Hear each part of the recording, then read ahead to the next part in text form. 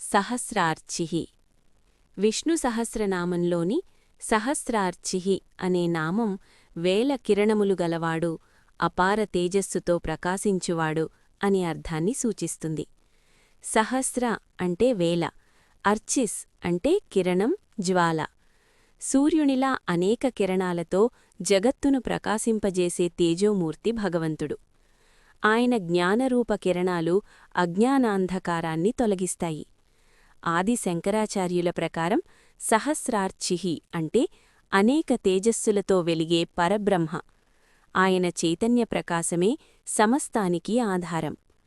పరాశర భట్టారు ప్రకారం శ్రీమన్నారాయణుడు తన దివ్యమంగళ విగ్రహ కాంతితో భక్తులను ఆకర్షించి వారి హృదయాలలో జ్ఞానప్రకాశం కలిగిస్తాడు. అపార తేజస్సుతో అనేక కిరణాలవలే ప్రకాశించువాడే సహస్రార్చిః. సప్తజిహ్వః. ఓం సప్తజిహ్వాయ నమః. విష్ణు సహస్రనామంలోని సప్తజిహ్వః అనే నామం 7 జిహ్వలు గలవాడు అనే అర్థాన్ని సూచిస్తుంది. సప్త అంటే 7, జిహ్వ అంటే నాలుక. వేదాలలో అగ్నిదేవునికి కాళీ, కరాళీ, మనోజవ, సులోహిత, సుధూమ్రవర్ణ, స్ఫులింగిని, విశ్వరూపి అనే 7 జిహ్వలు చెప్పబడినవి. యజ్ఞరూపుడైన విష్ణువు అగ్నిస్వరూపుడై ఈ సప్తజిహ్వల ద్వారా హవిస్సులను గ్రహిస్తాడు. ఆది శంకరాచార్యుల ప్రకారం సప్తజిహ్వః అంటే యజ్ఞాగ్నిరూపంగా 7 విధములుగా హవిస్సులను స్వీకరించువాడు. పరాశర భట్టారు ప్రకారం శ్రీమన్నారాయణుడు యజ్ఞమూర్తిగా భక్తుల సమర్పణలను అనేక విధాలుగా స్వీకరించి ఫలమిస్తాడు. యజ్ఞాగ్నిరూపంగా 7 జ్వాలలతో హవిస్సులను స్వీకరించువాడే సప్తజిహ్వః. సప్తైధాః. ఓం సప్తైధసే నమః. విష్ణు సహస్రనామంలోని సప్తైధాః అనే నామం 7 విధములుగా ప్రదీప్తమయ్యేవాడు అనే అర్థాన్ని సూచిస్తుంది. సప్త అంటే 7, యథ లేదా ఏధ అంటే జ్వలించుట, ప్రగాఢంగా వెలగుట. యజ్ఞాగ్నిలా భగవంతుడు 7 రూపాలలో ప్రకాశిస్తాడు.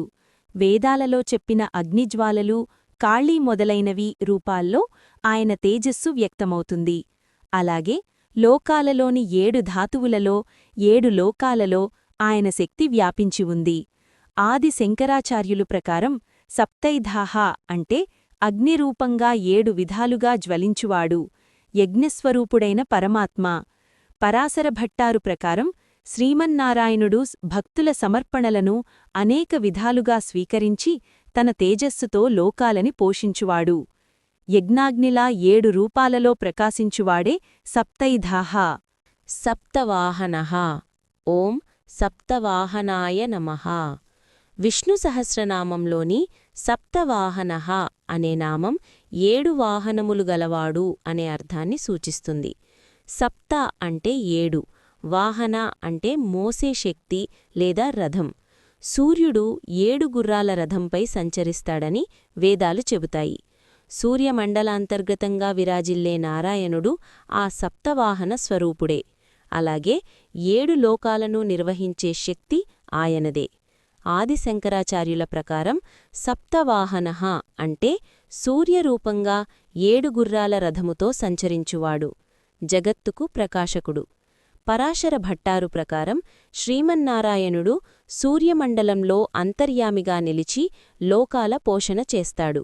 సూర్యస్వరూపుడై సప్తగుర్రాల రథముతో ప్రకాశించువాడే సప్తవాహనః. అమూర్తిః. ఓం అమూర్తయే నమః. విష్ణు సహస్రనామంలోని అమూర్తిః అనే నామం రూపరహితుడు, స్థూలమూర్తికి అతీతుడు అనే అర్థాన్ని సూచిస్తుంది. మూర్తి అంటే రూపం, అమూర్తి అంటే రూపరహిత స్వరూపం. పరమాత్మ స్వభావతః నిరాకారుడు, నిర్వికారుడు. ఆయనకు పంచభౌతిక శరీరం లేదు. అయినప్పటికీ భక్తుల అనుగ్రహార్థం అనేక దివ్యమూర్తులను స్వీకరిస్తాడు. ఆది శంకరాచార్యులు ప్రకారం అమూర్తిః అంటే నిర్గుణ బ్రహ్మస్వరూపుడు, ఇంద్రియాలకు అతీతమైన నిర్విశేష చైతన్య రూపం. పరాశర భట్టారు ప్రకారం స్వరూపతః అమూర్తి అయిన శ్రీమన్నారాయణుడు భక్తహితార్థం దివ్యమంగళ విగ్రహాన్ని స్వీకరించువాడు. ఆయన దివ్యశరీరం భౌతికం కాదు. స్వరూపతః నిలాకారుడు, కాని అనుగ్రహార్థం మూర్తులను స్వీకరించువాడే అమూర్తిః. అనఘ. ఓం అనఘాయ నమః. విష్ణు సహస్రనామంలోని అనఘః అనే నామం పాపరహితుడు, దోషరహితుడు అనే అర్థాన్ని సూచిస్తుంది.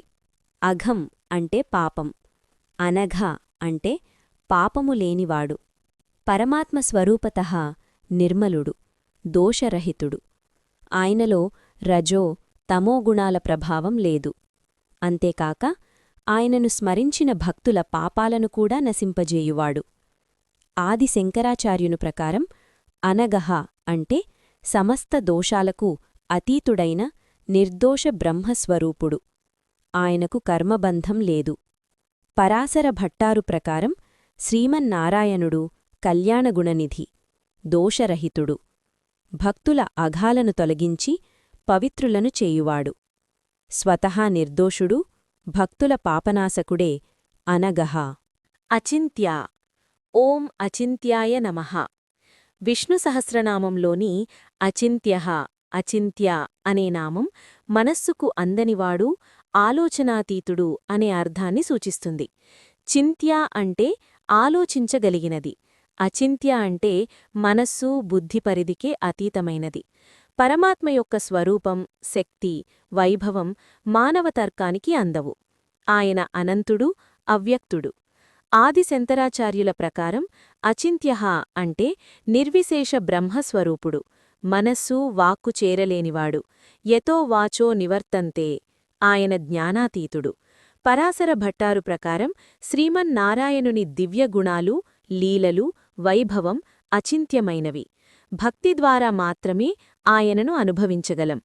తర్కాతీతుడు, అనంత వైభవ స్వరూపుడే అచింత్యః. భయకృత్. ఓం భయకృతే నమః. విష్ణు సహస్రనామంలోని భయకృత్ అనే నామం భయాన్ని కలిగించువాడు అనే అర్థాన్ని సూచిస్తుంది.